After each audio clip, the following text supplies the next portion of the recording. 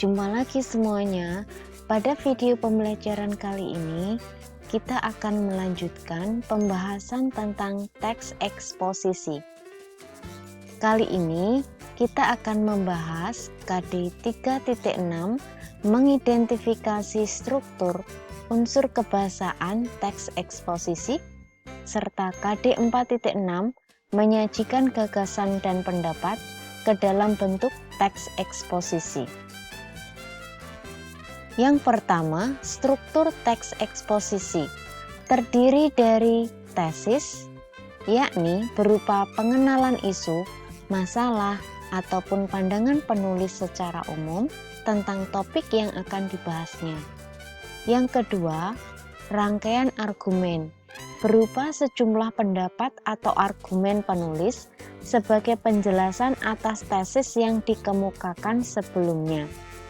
Nah, pada bagian ini banyak kita jumpai fakta untuk memperkuat argumen-argumen penulis dalam bentuk tabel, gambar, ataupun grafik.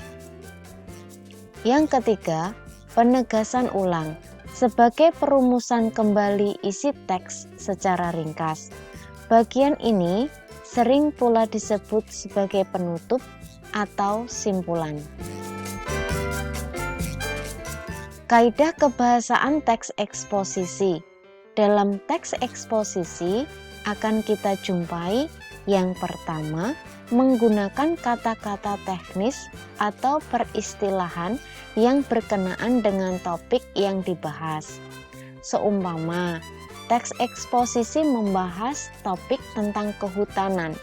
Dalam teks nantinya akan banyak kita jumpai kata-kata teknis yang berhubungan dengan kehutanan seperti hutan lindung, penebangan liar, reboisasi, hutan rawa gambut, hutan alam, dan lain-lain.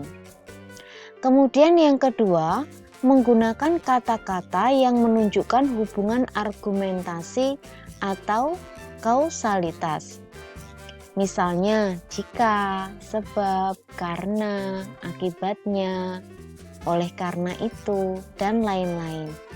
Selain itu, dapat pula digunakan kata-kata yang menyatakan hubungan kronologis atau keterangan waktu, ataupun kata-kata yang menyatakan perbandingan atau pertentangan.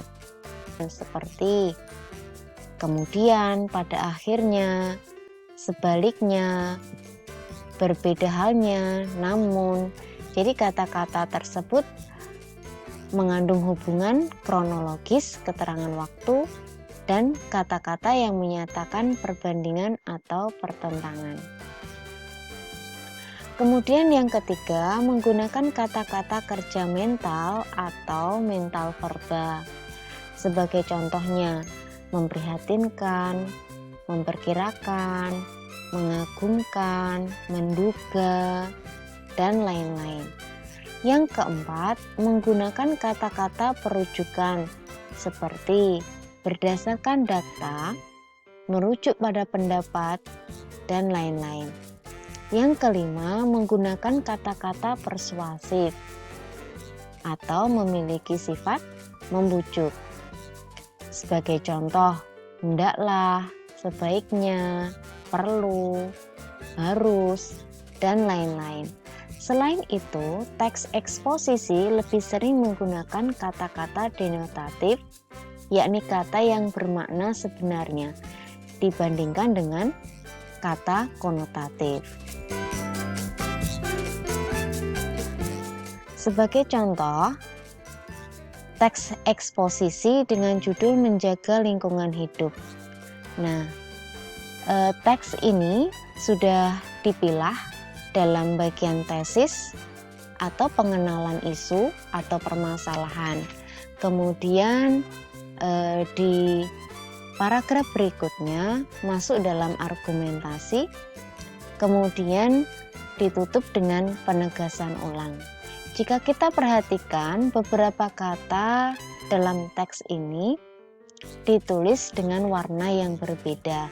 Nah, ini sebagai penanda adanya kaidah kebahasaan yang ada dalam teks eksposisi.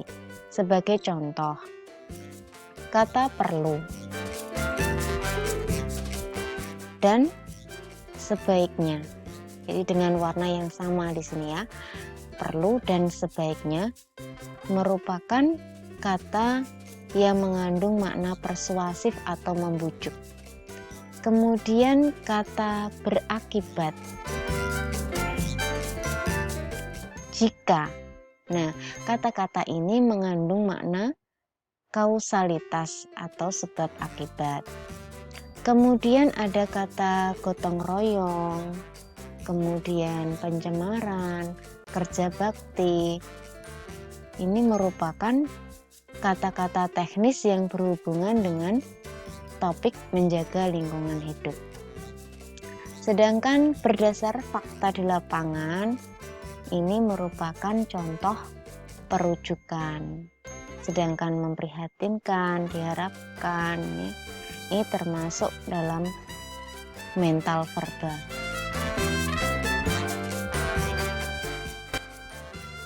Berikutnya adalah langkah-langkah penyajian teks eksposisi. Seperti yang kita ketahui, teks eksposisi bertujuan untuk meyakinkan orang lain, di mana di dalamnya terdapat pula fakta supaya mendukung ide ataupun pendapat si penulis. Yang pertama, menentukan isu ataupun masalah yang akan dibahas. Yang kedua, membaca berbagai sumber yang berkaitan dengan isu yang dipilih, termasuk di dalamnya melakukan sejumlah pengamatan lapangan. Kemudian yang ketiga, mendaftar topik-topik yang berkaitan dengan isu berdasarkan hasil-hasil membaca dan langkah-langkah pengamatan. Sebagai contoh, yang pertama, pentingnya penanganan sampah dalam menghadapi datangnya musim penghujan. Jadi, mendaftar topik-topik seperti ini berhubungan dengan topiknya, berhubungan dengan permasalahan yang akan kita angkat. Kalau seumpama kita akan membicarakan tentang sampah, topik-topik yang bisa kita daftar, salah satunya adalah pentingnya penanganan sampah dalam menghadapi datangnya musim penghujan. Kemudian kesemrawutan kehidupan di suatu kota.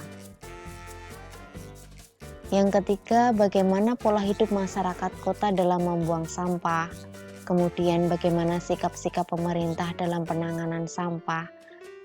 Akibat-akibat yang disebabkan oleh adanya sampah. Kemudian solusi penanganan sampah.